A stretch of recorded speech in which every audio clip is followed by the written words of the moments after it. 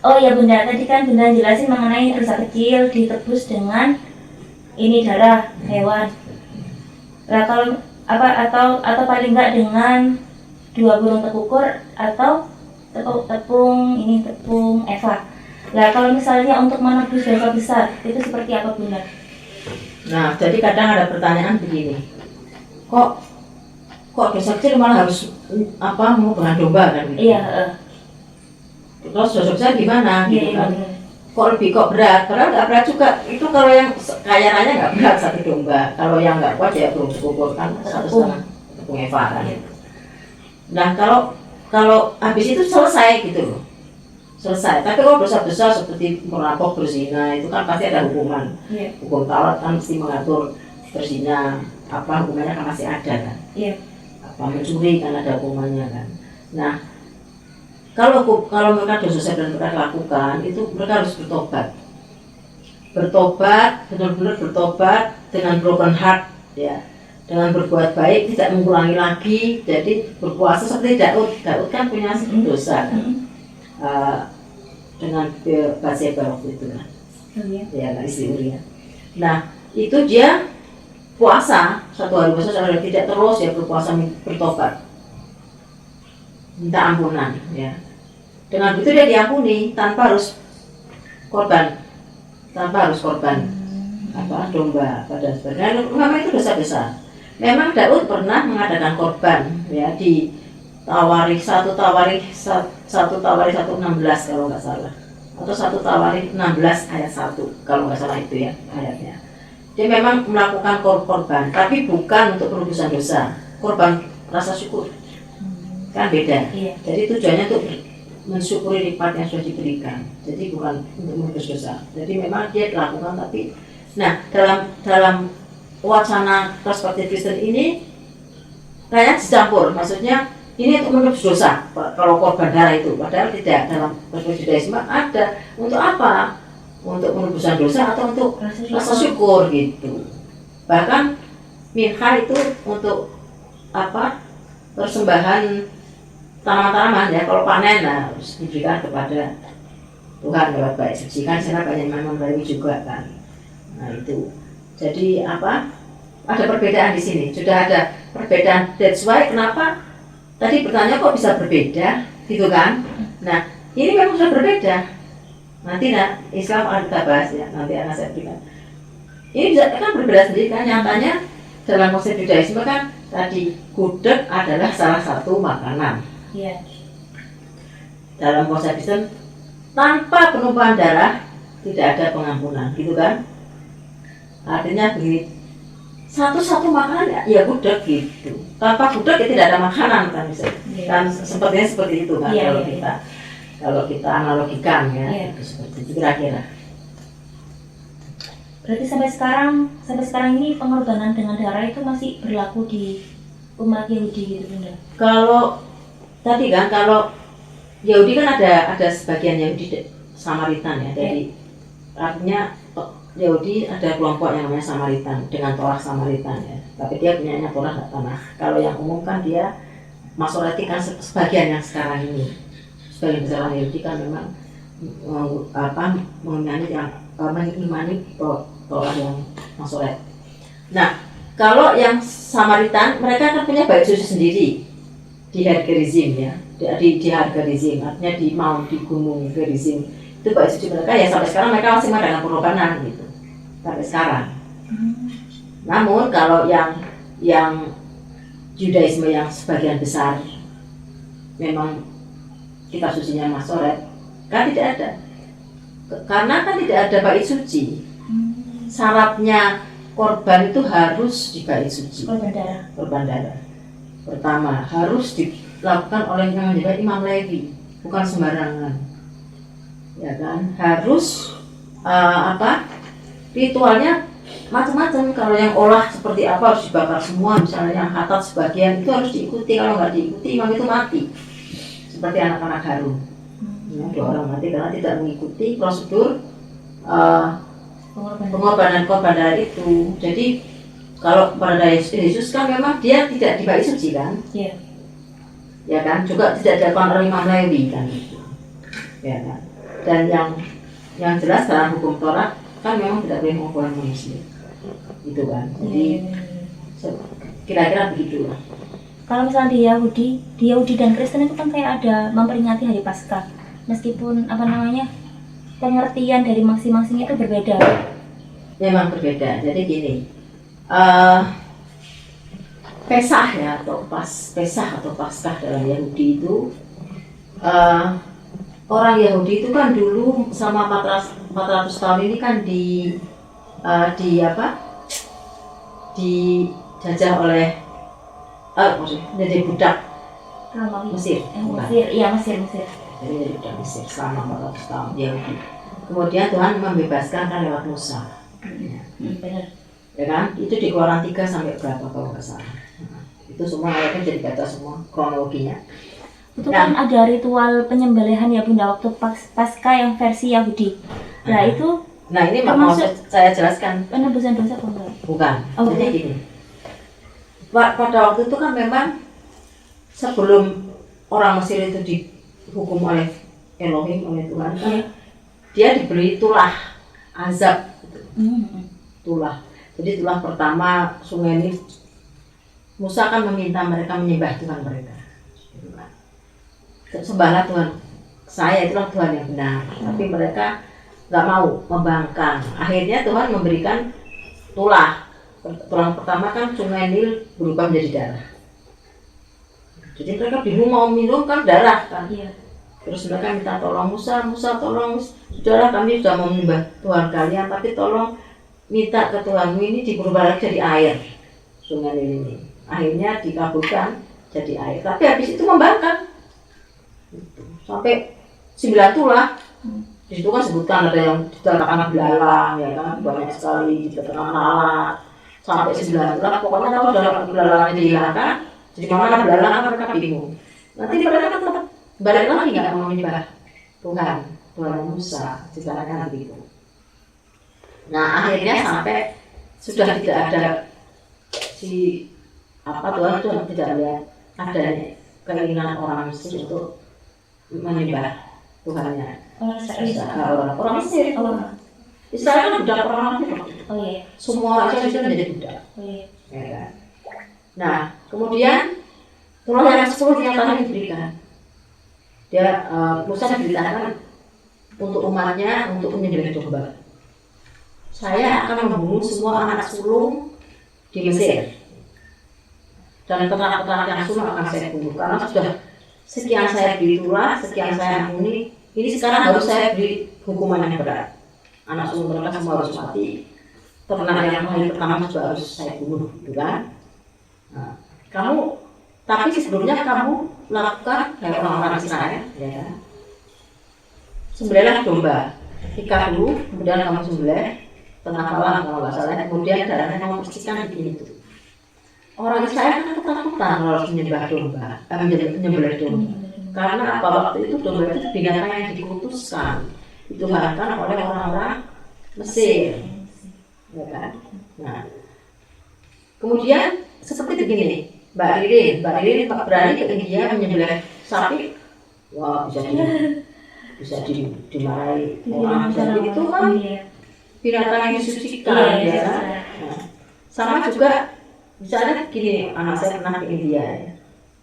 Terus dia minta tolong bawa daging sapi yang untuk dihangatkan dia. Langsung mereka tugas-tugasnya langsung nggak mau.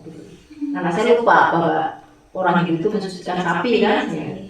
Artinya mereka ketakutan gimana ini kan yang disucikannya sebagai majikan kami. Terus kami sebenarnya kan nggak berani, ya kan, sebagai budaknya kok mau menentang. Jadi kamu kalau nggak berani, kata yang begini, kamu lebih takut Tuhanmu atau lebih takut majikanmu gitu loh.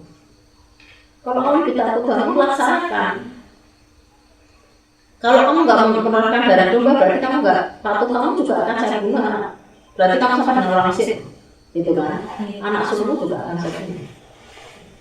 Jadi bukan berarti seperti beberapa orang yang keliru Tuhan mau membunuh anak sulung terus diganti darah dengan manusia, tidak gitu. Artinya gini, Tuhan waktu itu mau membunuh orang Mesir dengan membunuh anak sulung dan anak sulung. ya kan?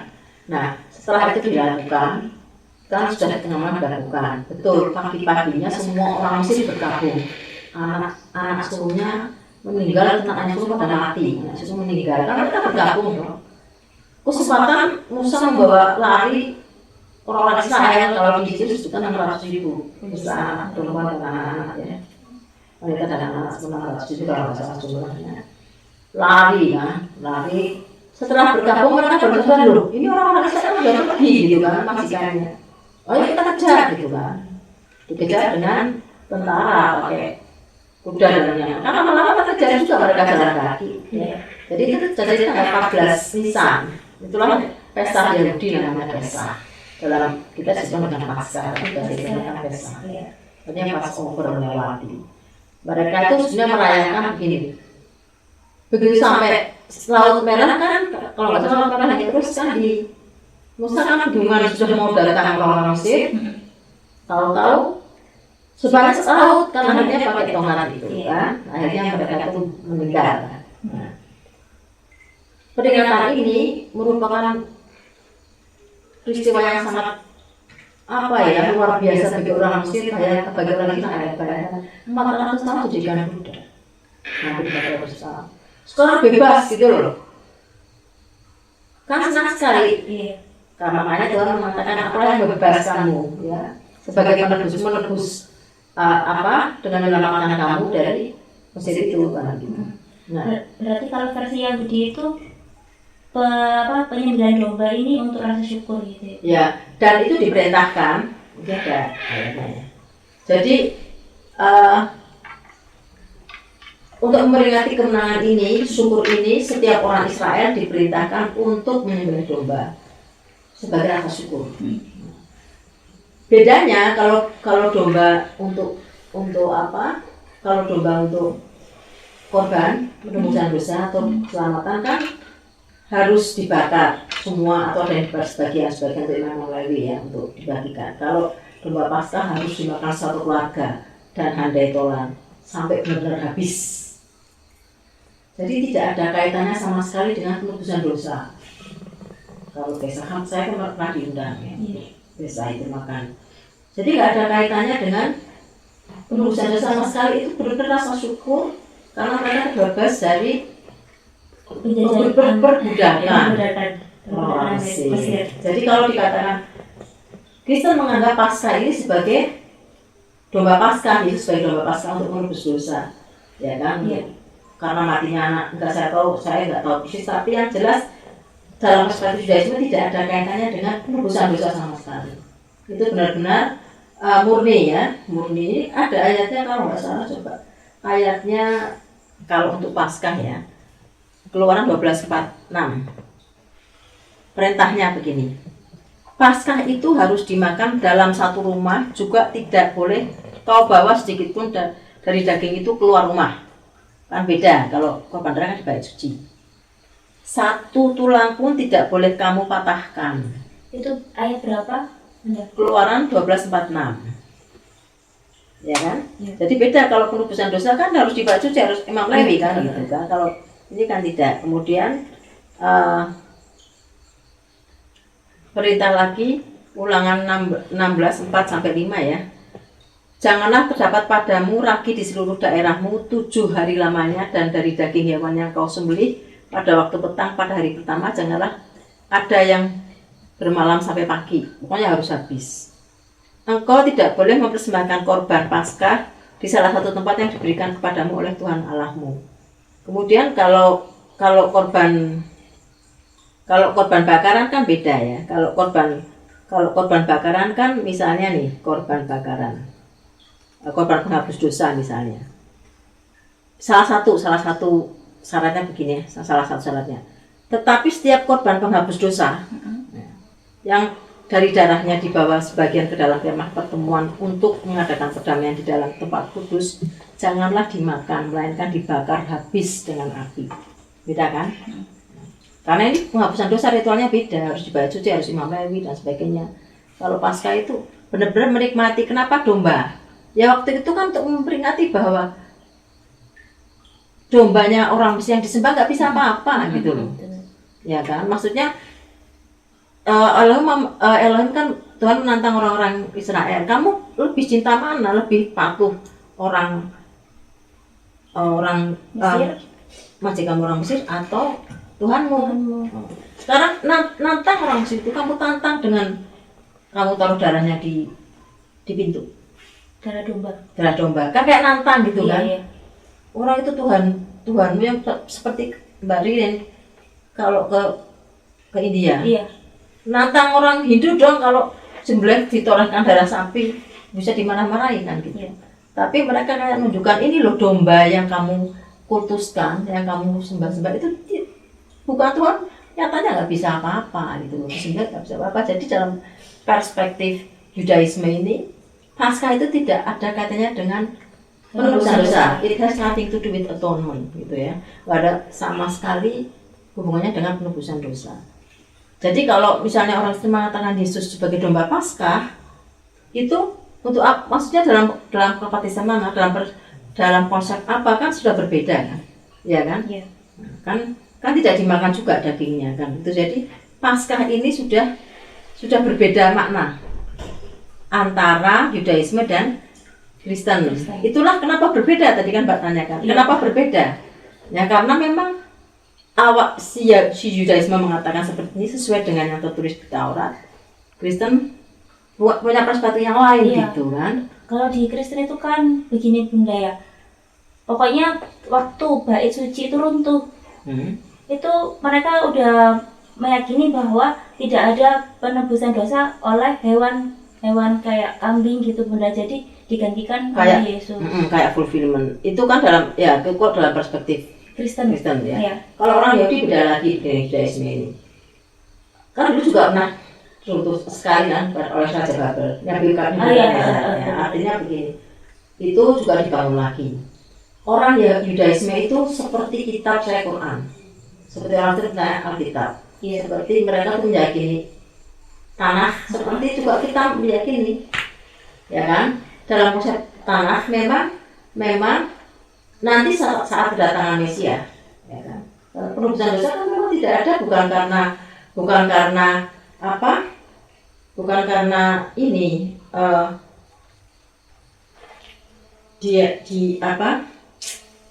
baik itu dihancurkan, tapi memang begini. Sebetulnya dalam Taurat sendiri itu dikatakan bahwa penebusan dosa ini tidak harus dengan darah, tidak wajib ya. Ada tanda-tandanya sudah. Jadi kalau menurut teman-teman Yudaisme itu ada tanda-tandanya. Saya kasih contoh begini. Apakah penebusan dosa itu penebusan darah itu benar-benar mutlak dalam Yahudi? Nah, ini misalnya gini. 1 Samuel 15:22. Saya bacakan ya. Tetapi jawab Samuel, apakah Tuhan itu berkenan kepada korban bakaran dan korban sembelian sama seperti pada mendengarkan suara Tuhan? Sesungguhnya mendengarkan lebih baik daripada korban sembelian, memperhatikan lebih baik daripada lemak domba-domba jantan, ya kan?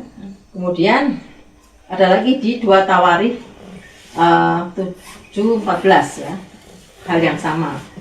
Pokoknya meminta ampun itu lebih baik. Tuhan juga tidak menuntut korban bakaran ya. Misalnya begini di ayat Mazmur 47. Engkau tidak berkenan kepada korban sembelian dan korban sajian, tetapi engkau telah membuka telingaku, korban bakaran dan korban penghapus dosa tidak engkau tuntut. Ya kan? Artinya sudah tidak dituntut lagi gitu kalau dalam percayaan Yudaisme. Kemudian ini ada lagi Yesaya. Tadi kan di Mazmur 51, di Mazmur 47 sorry. Sekarang di Yesaya 1 11-19 ini saya bacakan bahwa mereka artinya bukan mutlak harus berkorban-korban dengan darah ya. Ini Yesaya 1:11 saya bacakan. Yesaya 1:11-19. Untuk apa itu korbanmu yang banyak-banyak? Firman Tuhan, aku sudah jemu akan korban-korban bakaran berupa domba jantan dan akan lemak dari anak lembu gemukan. Darah lembu jantan dan domba-domba dan kambing jantan tidak kusukai. Apabila kamu datang untuk menghadap di hadiratku, siapakah yang menuntut itu? yang menuntut itu daripadamu bahwa kamu menginjak-injak pelataran bait suciku. Jangan lagi membawa persembahan yang tidak sungguh, sebab baunya adalah kejijikan bagiku. Kalau kamu merayakan bulan baru dan sabat atau mengadakan pertemuan-pertemuan, aku tidak tahan melihatnya, karena perayaanmu itu penuh kejahatan. Perayaan-perayaan bulan barumu dan pertemuan-pertemuanmu yang tetap aku benci melihat semuanya itu menjadi beban bagiku. Aku telah payah menanggungnya. Apabila kamu menadahkan tanganmu untuk berdoa, aku akan memalingkan mukaku. Bahkan sekalipun kamu berkali-kali berdoa, aku tidak akan mendengarkannya sebab tanganmu penuh dengan darah. Ya, selama dia itu berdosa, Tuhan tidak akan memalingkan. Tapi basuhlah, bersihkanlah dirimu, jauhkanlah perbuatan-perbuatanmu yang jahat dari depan mataku. Berhentilah berbuat jahat. Taubat gitu. Bertobat. Belajarlah berbuat baik, usahakanlah keadilan, kendalikanlah orang kejam, belalah hak anak-anak yatim, perjuangkanlah perkara janda-janda. Ya. Marilah, baiklah kita berperkara. Firman Tuhan. Sekalipun dosamu merah seperti kirmisi, akan menjadi putih seperti salju. Sekalipun berwarna merah seperti kain kesumba, akan menjadi putih seperti bulu domba. Ya, artinya tidak harus dengan korban darah gitu loh. Asal mereka memang bertobat, membersihkan dosa-dosanya, bersihkanlah tangannya penuh darah, maksudnya kamu itu berbuat dosa terus, stop lah gitu. Bersihkan tanganmu itu penuh dosa. Bersihkan, kemudian kamu belalah anak-anak yatim, janda-janda, berbuat baiklah. Sekalipun dosamu tadinya banyak banget gitu kan. Kan ini kalau orang Yahudi mengatakan tadi siapa? Merah seperti kirmizi ya, merah banget seperti darah. Bisa putih, diampuni bisa putih ya. Akan bisa putih seperti salju. Di sini kan tidak mengatakan bahwa bahkan Tuhan tidak suka kalau kamu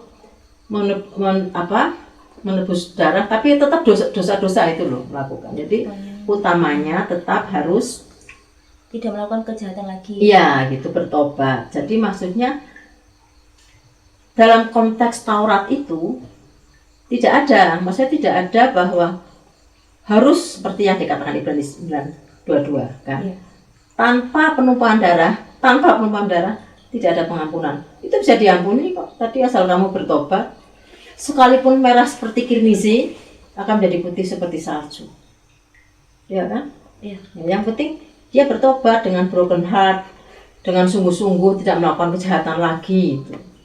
Ya intinya begitu. Memang agama tauhid kan seperti itu kan. Manusia kalau bertobat, ya Allah Ghafurur Rahim, Maha mengampuni kan gitu. Asal dia sungguh-sungguh kan. Iya. Jadi tidak harus dibasuh dosa dia dengan darah. Ya kan? Artinya kalau teman-temanku Yudaisme seperti teman Yudaisme saya sebutkan namanya. Artinya Tuhan itu tidak butuh darah manusia. Tuhan itu kan bukan vampir yang butuh darah gitu kan. Dalam penataan dia kan gitu. Artinya dalam perspektif Judaisme ya, kalau dalam perspektif Kristen, ya itu memang hak dia untuk mengatakan bahwa penebusan darah hak mereka memang harus dengan darah ya. Tapi dosa harus dengan darah. Tapi artinya dalam Taurat sendiri sebenarnya tidak. Ya artinya kalau Yudaisme sendiri tidak. Jadi orang Yudaisme kalau dipaksa untuk mengikuti ajaran Kristen, ya mereka nggak mau karena mereka yakin dengan Taurat yang tertulis ini gitu ya. Sama dengan kita pun tidak mau karena kita yakin dengan Quran yang sudah tertulis gitu. Orang kita juga tidak mau dengan konsep Yudaisme ataupun Quran kan sebaliknya kan gitu. Karena memang mereka punya perspektif. Ya, cuma kenapa dikatakan tanpa penumpahan darah, tapi dikatakan sebab menurut hukum Taurat hampir semua. Nyatanya kan sebenarnya tidak. Gitu kan? Jadi artinya gudeg adalah salah satu makanan. Tapi satu makanan itu bukan gudeg. Iya, dan artinya juga tidak harus darah-darah, bisa diganti dengan burung tekukur atau tepung 1,5 eva. Nanti bisa ini aja cantumkan ayatnya. Saya agak lupa dengan saking banyaknya yang harus dihafal ya. Bunda, kalau misalnya dari perspektifnya Islam dan Yahudi mengenai dogma pengorbanan darah Yesus itu bagaimana Bunda?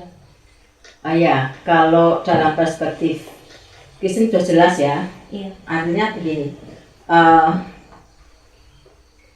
Artinya begini, dia sudah jelas bahwa memang Yesus Yesus tidak akan selamat ya, karena dia mengatakan bahwa Yesus adalah juru selamat, kan gitu ya. Nah, kalau dalam perspektif Yudaisme, nah, tadi kan saya sudah panjang lebar ya untuk menerangkan bahwa memang tidak ada konsep dalam agama Tauhid itu Tuhan turun menjadi manusia.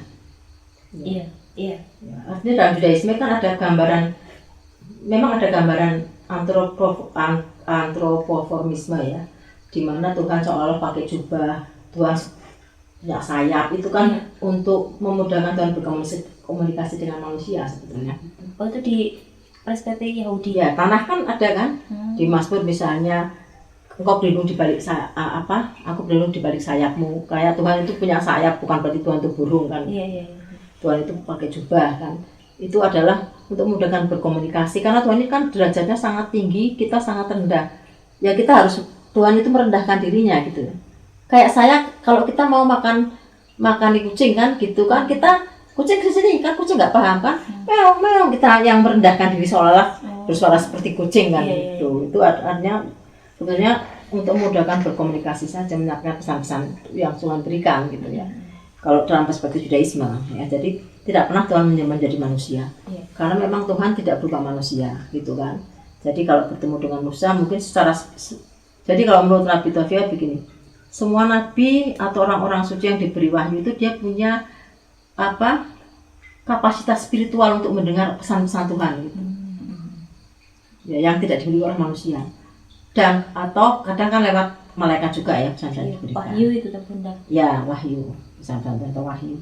Nah, kalau dalam perspektif Kristen sudah jelas ya, mutlak. Jadi keselamatan harus melalui Yesus ya, dengan menumpahkan darahnya. Dia rela mengorbankan dirinya, rela menderita demi menyelamatkan umat manusia. Kenapa kamu tidak percaya?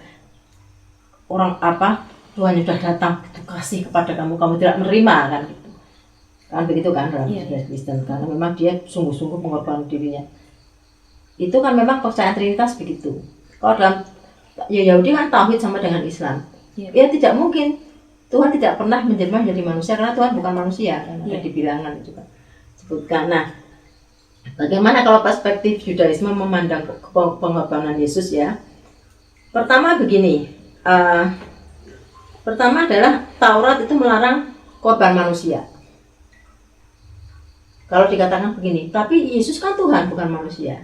Apapun itu yang bentuknya manusia, kan Yesus kan menjadi manusia ya, itu dilarang ya. Misalnya di ayat ini, Imamat 18:21, janganlah kau serahkan seorang dari anak-anakmu untuk mempersembahkan kepada Moloch, dewa ya, supaya jangan engkau melanggar kekudusan nama Elohmu, akulah Tuhan.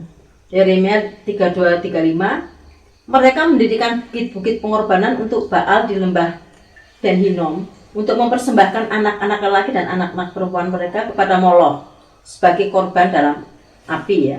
Sekalipun aku tidak pernah memerintahkannya kepada mereka, dan sekalipun hal itu tidak pernah timbul dalam hatiku, yakni hal melakukan kejijikan ini, jijik Tuhan, kejijikan ini, sehingga Yehuda tergelincir dalam dosa.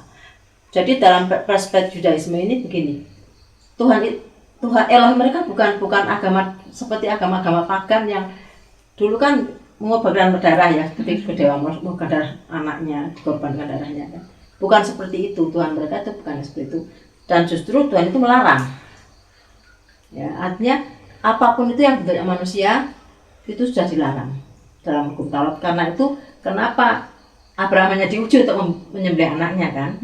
Kemudian jadi menjadi domba. Karena larangan dalam Taurat. Nah, kemudian menurut teman-teman yang Yudaisme begini. Pengorbanan dalam Taurat itu kan meliputi dua hal ya, minimal dua hal. Satu, sesuai dengan prosedur. Prosedurnya itu apa saja? Misalnya begini. Prosedurnya misalnya begini. Harus dombanya tidak bercela. Ya kan? Domba yang saya tidak bercela. Harus dilakukan di mezbah, disembelih di mezbah. Tidak bercela maksudnya? Ya, enggak cacat, enggak ada luka. Harus dilakukan di mezbah dan harus disembelih oleh orang-orang Lewi. ya, bukan oleh yang lain tapi harus orang-orang lain. Terus tata caranya banyak lagi, harus dipelatkan darahnya ke mezbah, ke altar, macam-macam tergantung tadi olah apa hatat apa asam apa selamim ya. Saya nggak hafal karena banyak banget, untuk menghafal itu sulit kan. Jadi intinya ada ritual tersendiri. Nah, itu kan dilakukan dalam pengorbanan Yesus. Jadi Yesus kan tidak dibaik suci juga. Misalnya toh itu dianggap korban, kan tidak dibaik suci. Juga tidak dibunuh oleh Imam Lewi kan? Iya. Oleh tentara Romawi kalau nggak salah ya. Iya. Dan sudah dipukuli dia, sudah dalam keadaan Bawa keluar. ya kan nggak boleh kan.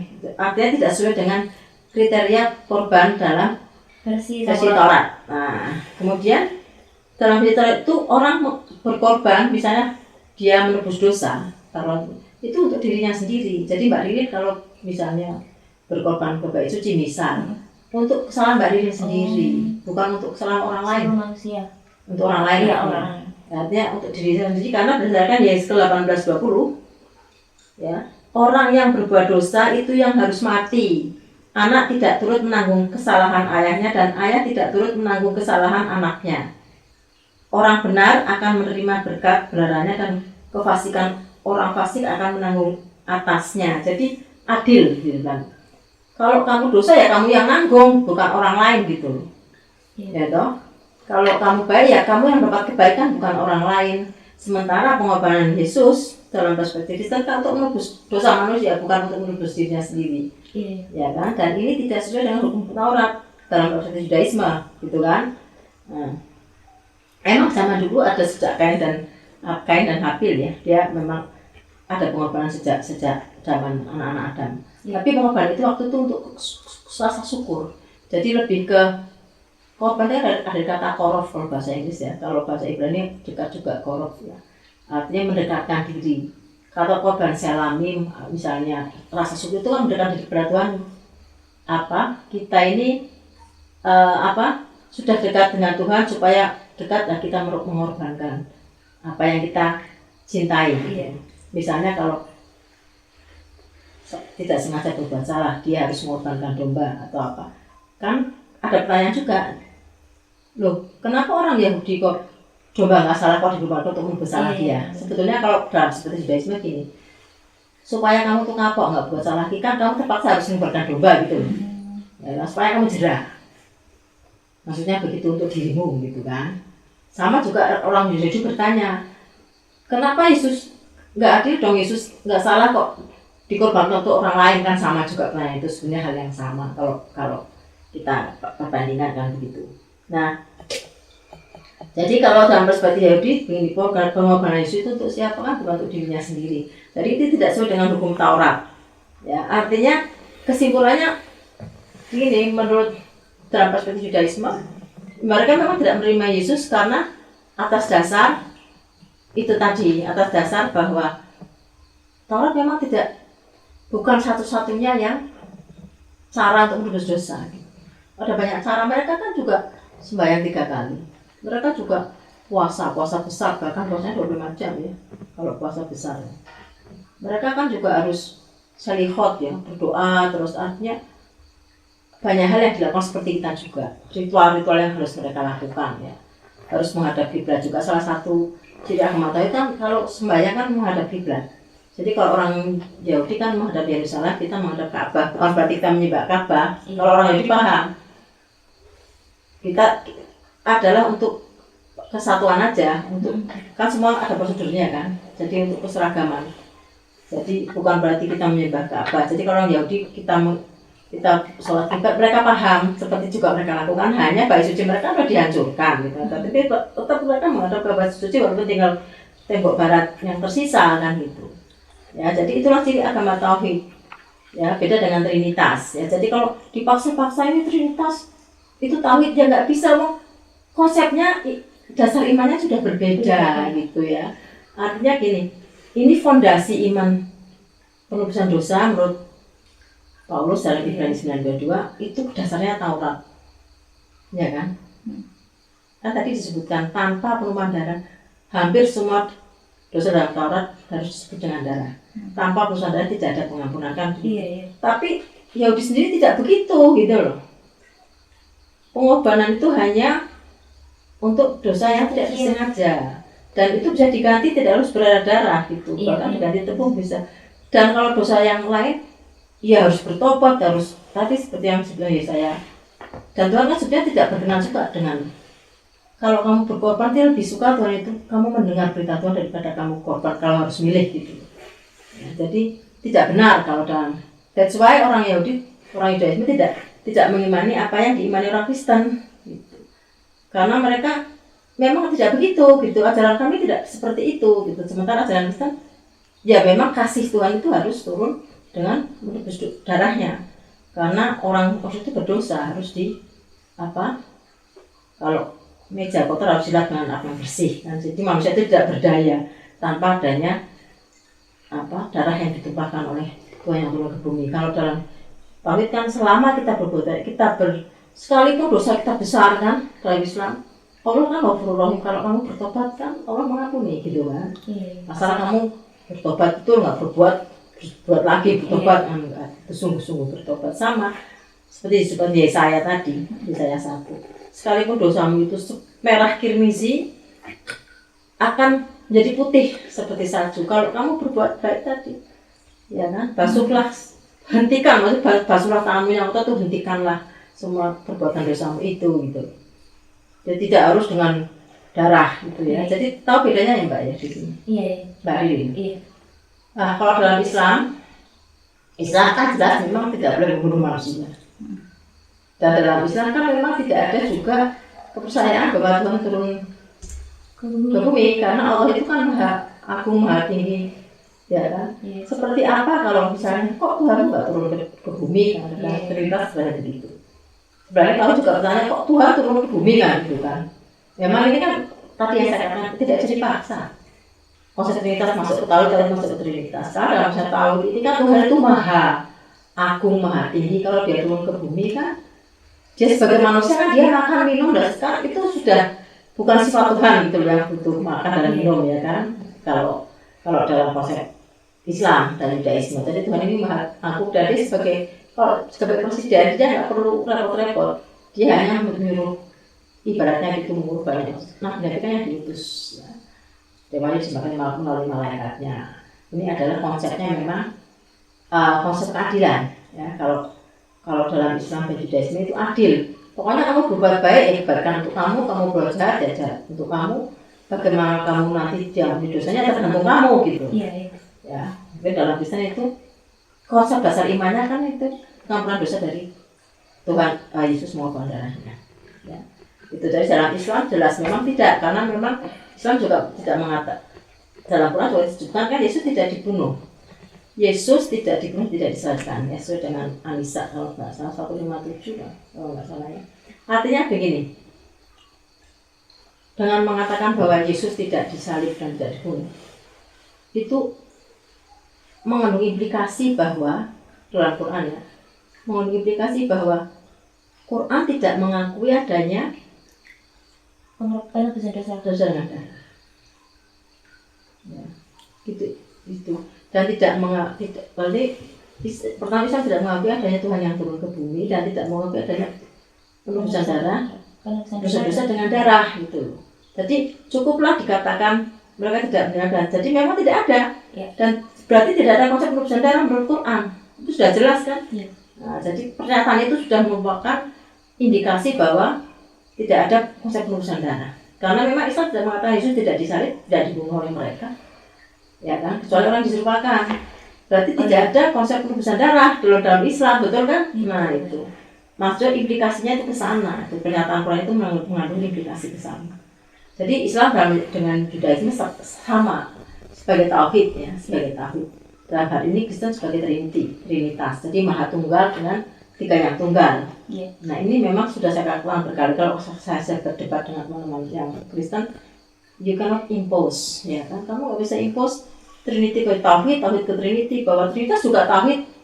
Nggak bisa dari mana gitu loh. Iya. Dasar imannya sudah berbeda kan gitu. Jadi tidak bisa sesuatu yang memang berbeda dipaksa sama. Iya. Mudah. Nah, kalau misalnya menanggapi pendapat dari teman-teman Kristen gitu ya Bunda, yang mengatakan kalau misalnya umat Islam itu kan melakukan Idul Adha pada bulan Dzulhijjah, itu mereka menganggapnya kurban di Idul Adha itu menyerupai pengorbanan dosa yang dilakukan oleh orang Yahudi. Nah itu pendapat Bunda bagaimana? Sebenarnya Islam ini lebih apa ya, sudah lebih kalau dalam sebuah Islam sudah lebih maju ke depan. Artinya begini, orang-orang Yahudi ini kan mengumpulkan domba untuk dosa yang tidak sengaja, ya kan? Caranya sebagian dibakar, domba apa dagingnya sebagian dibakar, sebagian dikonsumsi, ya kan? Ada yang dibakar semua, tergantung prosedurnya kan? Iya. Tapi untuk dosa yang tidak sengaja. Orang yang akhirnya juga dikatakan bahwa korban darah itu juga nggak harus bisa diganti dengan beruntuk ukur, bisa dengan tepung terigu kan gitu. Iya, tapi Tuhan lebih menyukai kamu tuh bertobat, gitu kan. Tapi disebutkan Yesaya. Nah, sebetulnya memang ada yang banyak, ini beberapa. Waktu saya kan aktif di grup dulu, sekarang sudah agak berkurang. Idul Adha itu kejam ya, maksudnya Islam kok mengorbankan darah hewan untuk ritual Yahudi, padahal tidak kan, itu tidak dilakukan dengan bait suci, harus di masjid juga tidak kan. Jadi gini, korban dalam Islam itu sebetulnya untuk meneladani Nabi Ibrahim, ketaatan Nabi Ibrahim kepada Tuhan, kesabaran Nabi Ismail menerima cobaan, ujian kan. Ibrahim dengan Ismail dalam Islam kan dia diuji dua-duanya. Uji keimanan. Ya, diuji keimanan. Kita meneladani kan. Karena itu dalam sholat kan kita selalu Allahumma sholli ala Muhammad dan Ibrahim. Karena memang Ibrahim itu salah satu bapak semua nabi-nabi yang juga dihormati orang Islam. Jadi siapa yang memuliakan Ibrahim, dia orang Islam juga. Kita kan setiap hari memuliakan Ibrahim, sama dengan kita memberi salawat Ibrahim dan bersalawat pada Rasulullah, ya kan. Nah, jadi tidak ada kaitannya dengan penebusan dosa, tapi untuk meneladani. Dan dalam konsep Islam itu kan asas manfaat dan fungsi sosial. Artinya korban darah ini, korban yang disembelih ini kan kita bagikan, tidak mubazir, tidak dibakar sia-sia kan. Artinya ada fungsi sosial nih di sini. Ayo kita bagikan tetangga-tetangga yang nggak mampu terutama, itu kan. Itu ada fungsi sosial, ya kan. Jadi tidak disia-siakan untuk sudah dibakar sebagian dan sebagainya, tapi untuk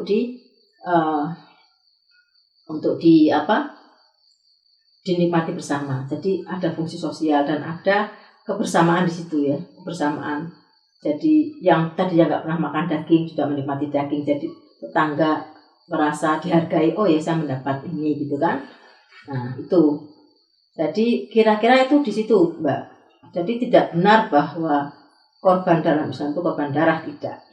Ya korban dosa juga tidak ya. Ada diperintahkan untuk berkorban karena memang intinya kan meneladani taatan Nabi Ibrahim. Uji seberat itu pun dia lakukan ya dengan kesabaran Nabi Ismail. Ya, jadi beda sedikit berbeda ya. Jadi sudah pada sisi yang berbeda. Itu jadi kalau kita secara logika dari sisi manfaat gini. Korban dalam Islam ini kan sebetulnya diatur sama dengan di Yahudi ya, dengan korban dengan daging yang pisau yang tajam ya, dan kan tidak dimubazirkan untuk fungsi sosial. Jadi kan lebih maju gitu loh, ya kan, tidak ada yang disia-siakan apapun kan. Islam memang melarang sesuatu yang mubazir kan. Jadi secara logika kan memang ya inilah yang memang perlu kita lakukan gitu loh. Ya kan? Nah, itu jadi beda. Jadi tidak ada katanya dengan seperti orang Yahudi korban darah. Orang Yahudi korban darah beda lagi kan, dia harus dibait suci, harus oleh Imam Lewi kan. Jadi konsep ini, hal-hal yang berbeda ini yang harus kita pahami. Ya, banyak beberapa yang gini, kalau mau mendengar Judaisme, dengarlah dari Judaisme. Jadi supaya kita tahu, oh beginilah Judaisme. Jadi, saya tahu, artinya begini, saya paham Judaisme, saya tahu Quran saya. Artinya begini, saya bisa memahami mereka mengapa, they have reasons to believe their holy books. Ya. Jadi mereka punya reasons, seperti saya juga punya reasons. Ya, orang Kristen juga punya reason untuk percaya Alkitab. Kan untuk saya Yesus menebus dosa because they have reasons. Cuma yang kita bahas di sini kan kenapa bisa berbeda gitu kan? Tadi Mbak tanya. Iya. Dan saya buka dari dalil-dalilnya. Oh, karena memang begini. Gitu. Karena memang dari situ. Itu masih ada yang mau ditanyakan? Sepertinya itu adalah pertanyaan terakhir Bunda. Oke. Kalau gitu langsung saya closing saja nih Bunda. Iya. Oke. Sekian dialog kita bersama dengan Bunda Etika. Semoga bermanfaat. Wassalamualaikum warahmatullahi wabarakatuh.